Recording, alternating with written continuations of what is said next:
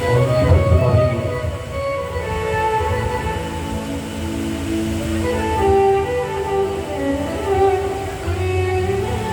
सारे ब्रजवासी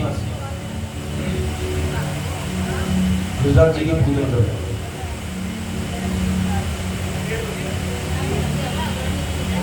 और दीपावली का दिन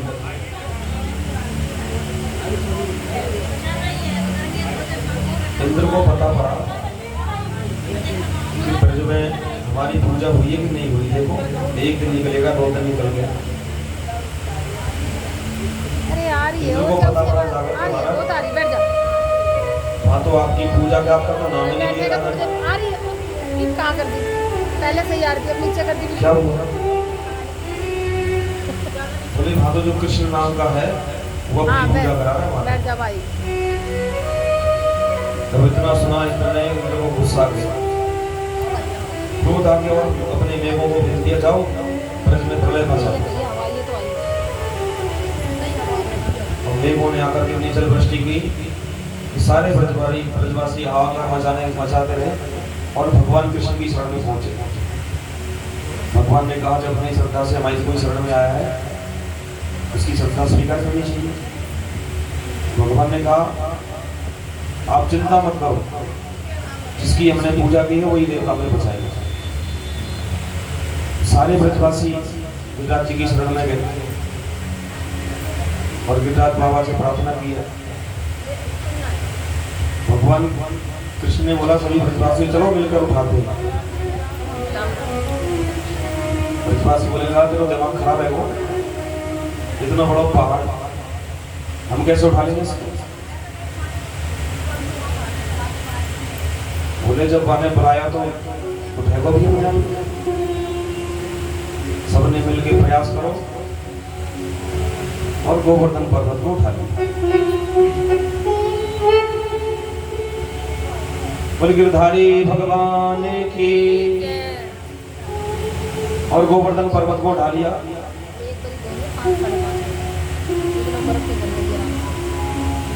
और सभी ब्रजवासी उसके नीचे आकर के छिप गए। भगवान ने कहा, आप यहाँ सुरक्षित है। ब्रजवासी बोले, लाला तेरा देवता का बड़ा अच्छा है। बोले, एक दिन पूजा करी, एक दिन में खुश हो गया और एक दिन में जान बचा दी इसने तुम्हारी। तो ये तो बता, अब ये इंद्र काम करे, वो तो पानी भर दिया ब्रज से। बोले, बबुआ देख लेंगे, करना जो कर रहा हो। भगवान को 7 दिन 7 रात और 7 वर्ष की उम्र में कन्या ने कनिष्ठ का उंगली पर गिरधर को धारण कर दिया था। कुछ ब्रजवासी बोले, लाला देख, हम थक जाए तो कभी इधर को कंधा लगा रहे हैं, कभी उधर को कंधा लगा रहे हैं, तू तो एक ही उंगली पे लेके बैठ खड़ा हुआ, इसको तू नहीं थको। बोले, चिंता मत करे, हमने 7 रखो तो छोड़ दे और तू थोड़ी देर आराम कर। भगवान बोले, ना है रहने दो, अरे तू हमें कमजोर समझ लोगा।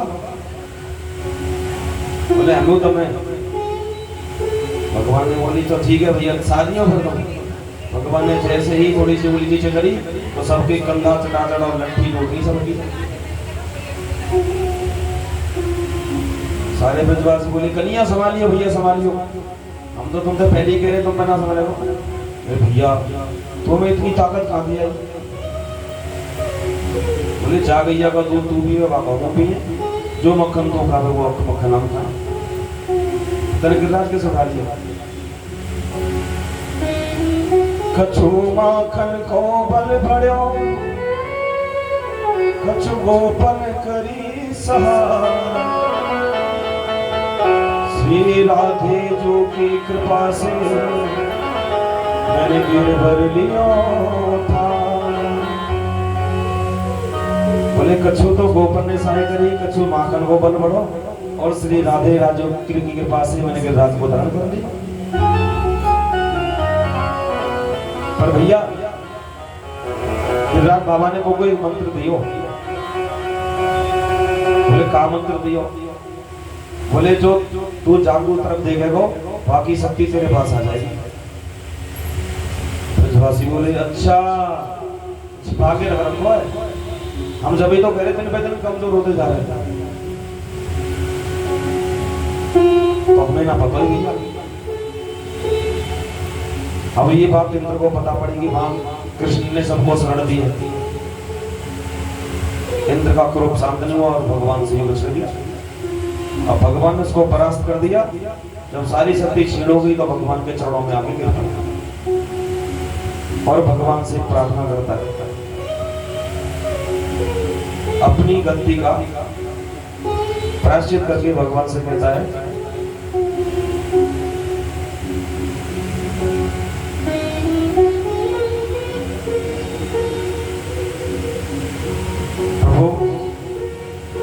आपकी माया से मैं क्या ब्रह्मादि भी नहीं पहचान सकते आपको, आपकी माया इतनी बलिष्ठ है।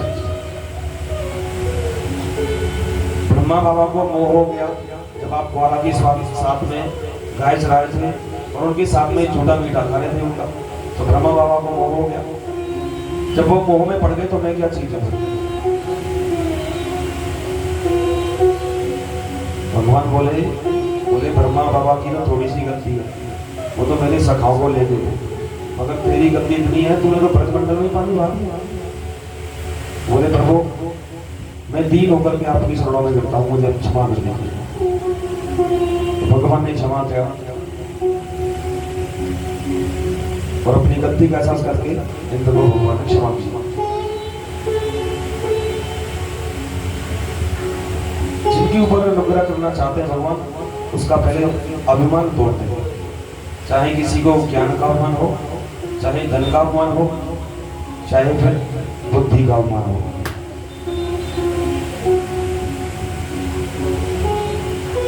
भगवान ने इंद्र का अभिमान तोड़ करके उसको, इंद्र ने दुग्ध धारा से अभिषेक किया और माता पृथ्वी के रूप में बन करके गाय आई। उस गाय की धारा से भगवान का अभिषेक करा। आज भी गिरिराज पर्वत पर किसी ने देखी नहीं देखी, परिक्रमा तो सबने की है, मगर आज भी गिरिराज पर्वत पर इंद्र के हाथी का पैर बना हुआ है और उसी गाय की धार का निशान लगा हुआ है, ऊपर है वो पहाड़ और भगवान का हाथ भी बना हुआ है। कुछ लोग तो समझते हो कि ये कथाएं कपोल कल्पना है, बनाई हुई है। जो ऐसा लोग सोचते हैं ना, वो समझ लो अपने आप को खुद नहीं जानते वो भगवान को क्या जानते हैं। हम हिंदी में इतिहास कहते हैं और इंग्लिश में इसको हिस्ट्री कहते हैं। हिस्ट्री का मतलब आप बता नहीं पाओगे, मगर हम इतिहास का मतलब जरूर बता देते हैं। इति माने निश्चित और हास्य माने हुआ, निश्चित रूप से ऐसा हुआ, उसका नाम इतिहास है।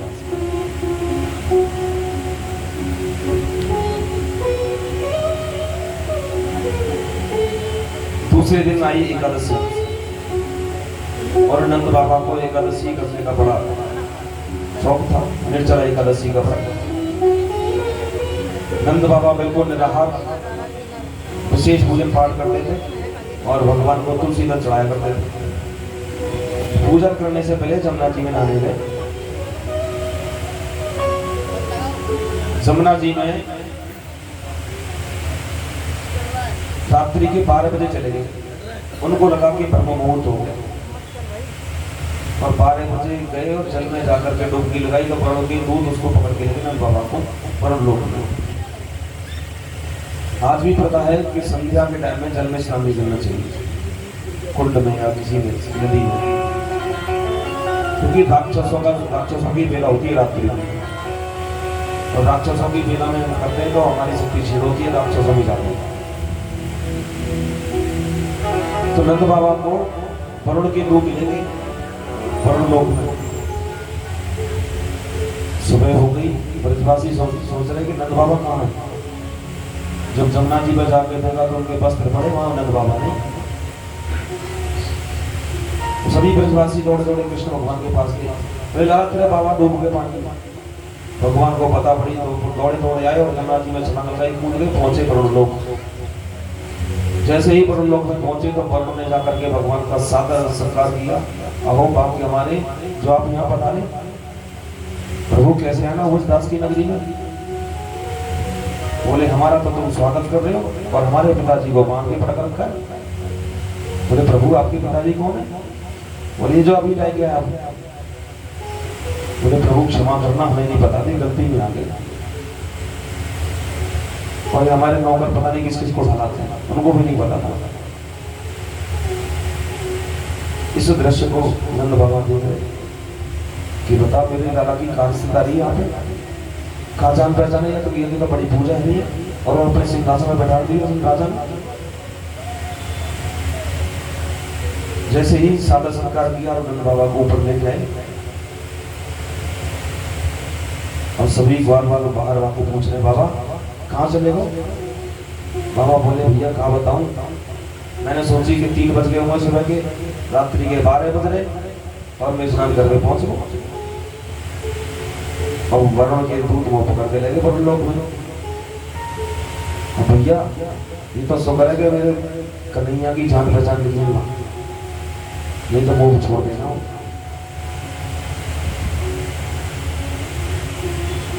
ब्रजवासी पूछ रहे बाबा हम तो पहले कह रहे कि हमारा कन्हैया कोई साधारण ना है, भगवान है। भगवान से पूछ रहे सारे ब्रजवासी, थोड़े लाला सच सच बताइयो तू भगवान है ना? भगवान ने सोचा अगर मैंने इनको बता दिया कि मैं भगवान हूं तो इनका वात्सल्य फिर मुझे प्राप्त नहीं होगा। भगवान ने कहा क्या भैया मैं तुम्हें भगवान कैसे लगा? बोले तेने जब से जन्म लियो तब से तू बड़े बड़े असुरों को मारता है, पूजना तेने मारी, तृणावर तेने मारो, सकटासुर तेने मारो और यहाँ तक कि तुम 21 किलोमीटर को पर्वत भी उठा दियो और जल में डूब के बाबा को बचा लाए। भगवान बोले भैया देख मैं भगवान ना हूं, अगर तुम वो भगवान मानो तो बताओ तुम्हारी क्या इच्छा है? ब्रजवासी बोले नहीं भैया हमारी तो एक इच्छा है, तू भगवान हो या ना हो, मगर हमने सुनी है भगवान को बैकुंठ कैसा हो भैया लगे, हमें वहां दिखा। बोले तुम्हें बैकुंठ देखना? बोले हाँ। देखो भगवान मुंह में कौन याद झंझट में मत पड़ो, तुम्हें बैकुंठ देखना है तुम्हें दिखा दो। बोले हाँ भैया बैकुंठ देखो। किसी ने देखा ब्रह्मकुंड वृंदावन में? देखा किसी ने ब्रह्मकुंड? रघुनाथ जी के मंदिर के पास में ब्रह्मकुंड है। उस ब्रह्मकुंड में से सारे ब्रजवासी बैकुंठ गए, सारे के सारे कूद कर बैकुंठ धाम पहुंच गए। अब वहां बैकुंठ धाम में देख करके 4 हाथ वाले भगवान कृष्ण की शकल सारे ब्रजवासी बोले छोड़े लाला तो तेरी शकल के सही आपस आओ। एक ब्रजवासी ने कही भैया राम राम, उसने चिल्ला के ब्रजवासी डर गया। कन्हैया से बोले भैया तेरा ये बैकुंठ धाम कैसे, यहाँ तो कोई राम राम भी ना बोले, कैसे बोले? तुम अमेरिका में जाके राधे राधे बोलोगे तो समझ में आएगी उसकी, वहां की भाषा में बात करनी पड़ेगी। ब्रजवासी बेचारे बोले बात, किसी ने जवाब नहीं दिया, सबका अलग अलग व्यवहार। और वहां 4 हाथ वाले तो देख करके 3 मुख वाले, 5 मुख वाले, 4 मुख वाले इनको देख के ताज्जुब करके बोले भैया हमने 2 हाथ वाले देखे, 1 मुख वाला देखा, यहाँ 4 हाथ वाले, 5 मुंह, 3 मुंह वाले। 5 मुंह किसके पता है किसी को? शंकर जी के 5 मुंह और ब्रह्मा जी के 4 मुंह। तो देख करके बड़ा ताज्जुब अचंभव करने वाले ब्रजवासी बोले भैया तेरे ठाड़ तो बड़े जोर में यहाँ पर, और शेष सैया पे लेने भगवान वहां तक जा रहे तो द्वारपाल ने बोले इनको यहाँ से आगे ले जाओगे। जैसे मंत्रों में आजकल नौकर तो नहीं है, मतलब ग्रिल लग जाती है, यहाँ से आगे नहीं जाऊंगा, सिर्फ पुजारी जा सकता है यहाँ से। तो यही द्वारपाल का मतलब ही है, मूर्ति को नहीं छूना चाहिए, इसीलिए लगाई जाती है। तो ब्रजवासियों को भगवान के पास तक नहीं जाए, बोले आपको जब भी पूजा पाठ करनी है यहीं से करो, दूर से। तो सारे ब्रजवासी ने स्तुति करी भगवान की, और सारे देवी देवता करके भगवान की स्तुति कर रहे हैं।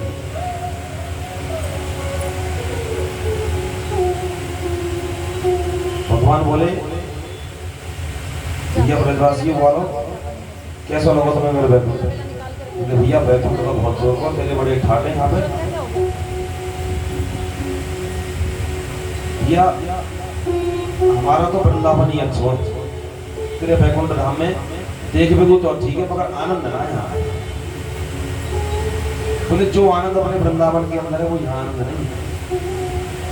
बोले क्यों नहीं है आनंद? सुन लो तुम।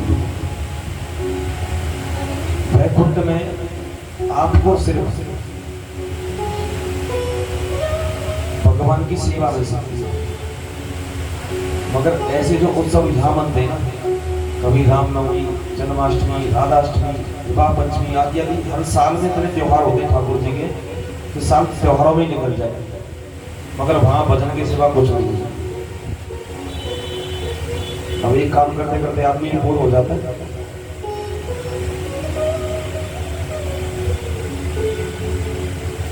बोले भैया आनंद तुम्हारे वृंदावन में, तू वृंदावन छोड़ दे, ले सकते। अब जैसे ही सारे ब्रजवासी ब्रह्मकुंड से बाहर आए तो भगवान बंसी बजाते कुंड के बाहर मिले,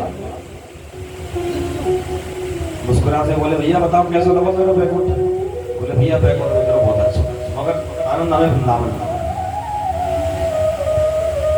वैसे ही सारे ब्रजवासियों को बैकुंठ के दर्शन कराए भगवान ने, जी दे जी।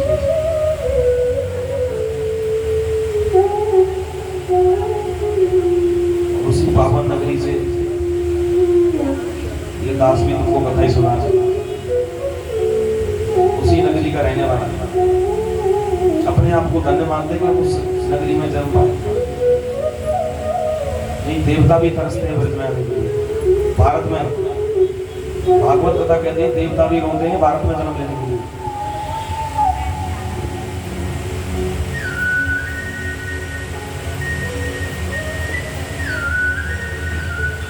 भगवान का दिव्य ऐश्वर्य रूप पूर्ण दर्शन करने के बाद सुखदेव जी भगवान के दिव्य महाराज में प्रवेश करने के लिए कहा। परीक्षित, एक दिन भगवान पति रात्रि शरदो फुल्ल मल्लिका वीक्षन्तो मनश्चक्रे योग माया उपाश्रिता। शरद पूर्णिमा यह रात्रि मल्लिकाधिक पुष्पों से विभूषित हुई और चांदनी चारों तरफ शोभायमान हो रही है। पूर्णिमासी के दिन ही भगवान ने क्यों दास किया? क्योंकि भगवान कृष्ण पूर्ण है, 16 कला पूर्ण।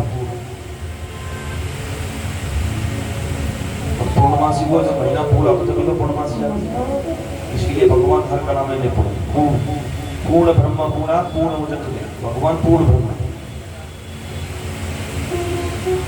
और सर्दी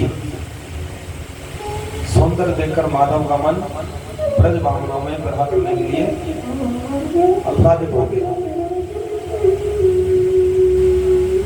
देखो भगवान का जब मन होता है ना,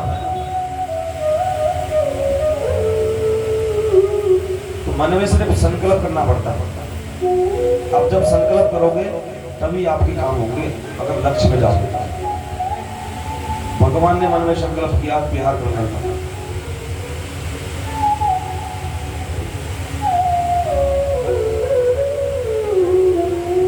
और ब्रजमांगना को जागृत करने का। अब तक गोपियां गोविंद को ढूंढ रही थी, मगर अब गोविंद का नंबर आया, गोपियों से मिल चुके।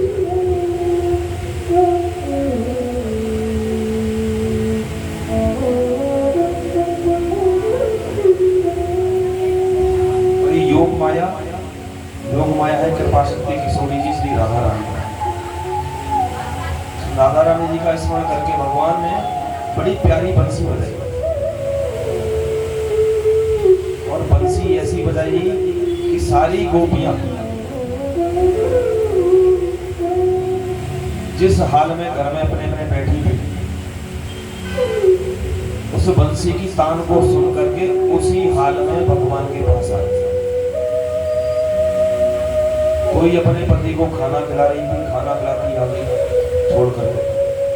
कोई चूल्हे में भोजन बना रही थी, भोजन को छोड़ करके आ गई। कोई क्रीम पाउडर लगा रही थी तो क्रीम पाउडर को लगाती ऐसी आ गई। एक गोपी काजल लगा रही थी तो एक आंख में काजल लगा के चल गया। एक गोपी तो उल्टे सीधे वस्त्र पहन के चली गई।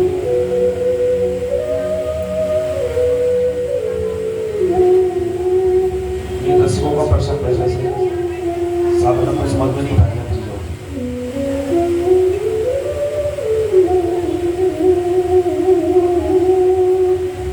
भगवान ने इतनी सुंदर बंसी बनाई बजाई कि वो अपनी सुध बुध भूल गई।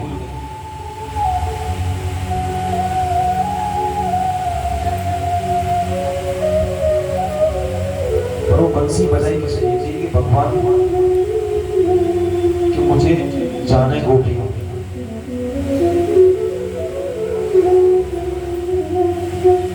सोए जाने तो बेहू जनाई और जाने तुम्हें तुम्हें भूल जाए। भगवान की इच्छा से ही भगवान को जान सकते हैं, हम कितना भी प्रयास कर रहे हैं नहीं जान सकते।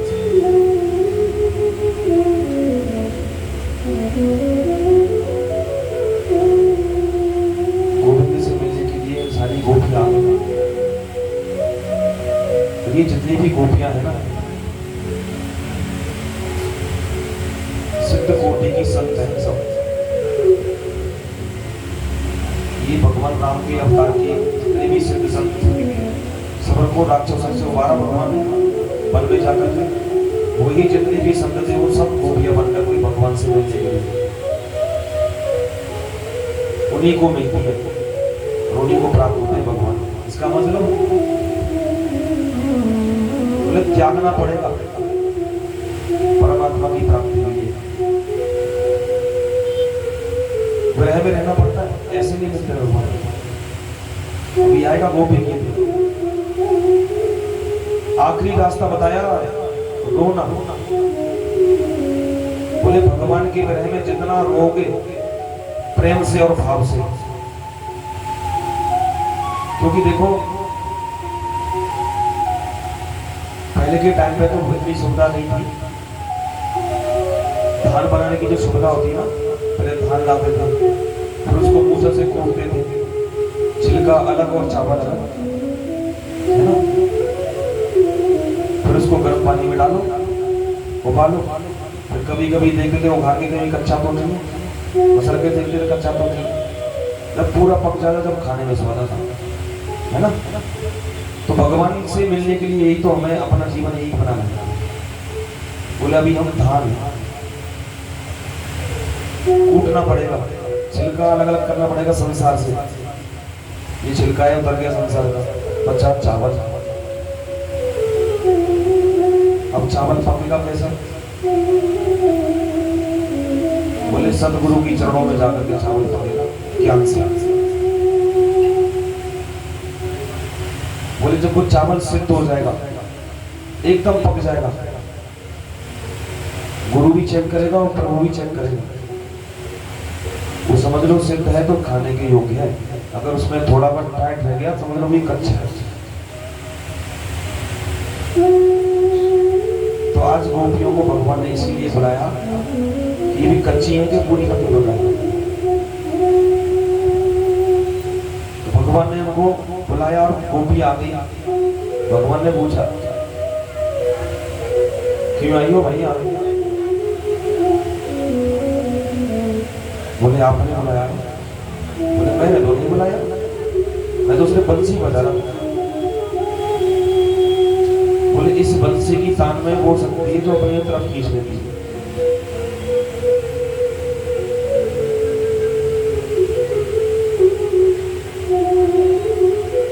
भगवान बोले देखो ऐसा है, जिस काम के लिए आई वो बताओ, कोई काम है? गोपियां संकोच में बताती हैं। और भगवान ने कुछ बातें घुमाएंगे अपने मुंह से खुद ही बोले। भगवान ने कहा तो कोई काम नहीं है, तो ये सर्वरात्रि देखने आई हो पूर्णमासी। गोपियां बोली वो तो हम देखते रहते हैं, आज का अनोखा देखने आए। भगवान बोले तो किसको देखने बोले?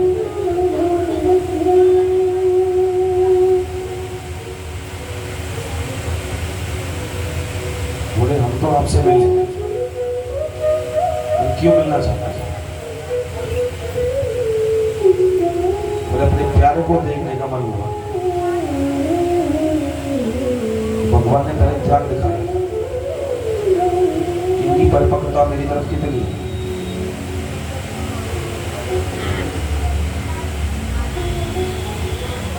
क्योंकि देखो भगवान रस स्वरूप है, जितना उनको सुनोगे उतना ही आपकी समझ में आएगा। देखने से नहीं होगा वो सामने, सुनने से। इसलिए प्रथम जो भक्ति है श्रवण बताया है, श्रवण यानी कि सुनना।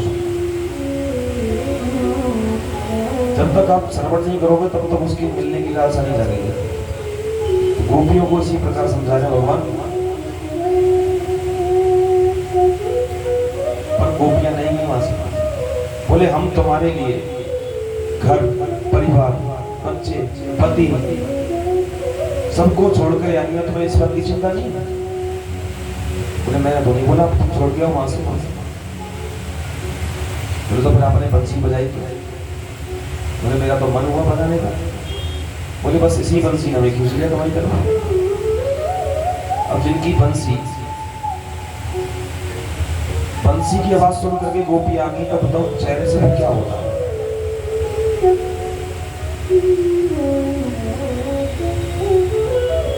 सुखदेव जी कह रहे हैं परीक्षित कर रहे हो दर्शन?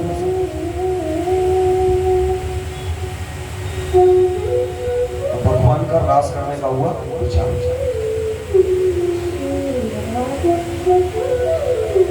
उसमें एक गोपी थी, एक गोपी मान कर गई, मान और अभिमान। जो मान कर रही थी वो थी राधा रानी, और अभिमान जो कर रही थी वो गोपियों में से एक थी। जहां आया अभिमान और वहां से खिसक जाते भगवान। तो वहां अभिमान आया और मान वाली राधा रानी को भगवान लेकर के अंदर ध्यान हो गई गोपियों के बीच में से। अब गोपियां छटपटाने मूर्ति ढोने पे जंगल में वन में वृक्षों से पूछे, पृथ्वी से पूछे,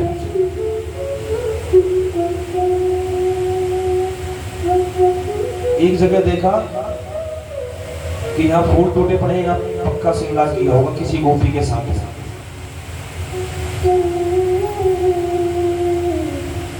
और हमने से कौन गई होंगे समय पता ही नहीं।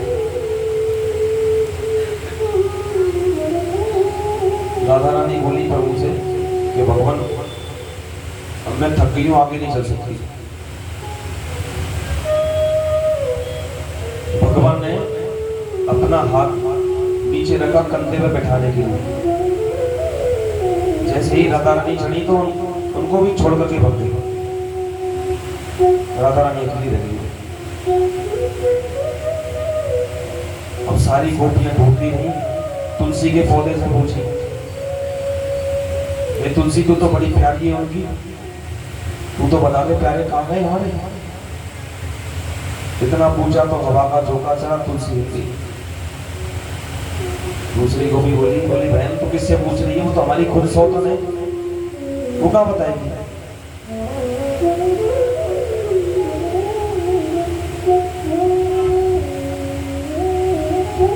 जब हार थक करके जमुना के किनारे पे आकर के बैठ गई और भगवान की याद में रो रही।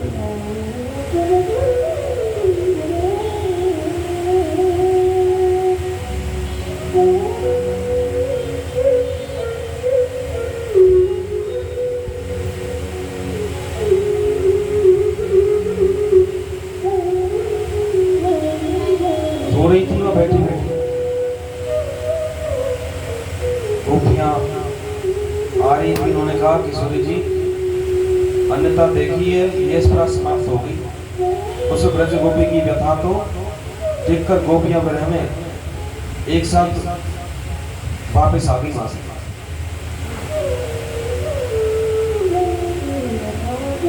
और यमुना तट पर मिलकर मधुर गीत गाया और कहा, बहन इस गीत को सुनकर गोविंद नहीं आए तो हम यमुना जी में अपने आप को विसर्जन कर देंगे।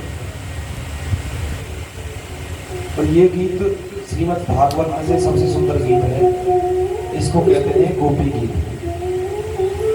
अगर आप इसका गीत का डेली कोई पाठ करें तो उसको भक्ति मिलती है, प्राप्त होती है। मगर करना ही संस्कृत में होगा तभी फलीभूत होता है, हिंदी में पढ़ने से नहीं होता।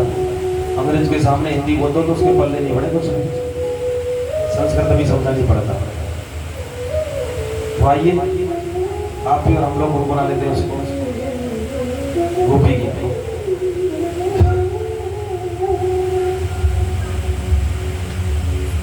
के बिहारी लाल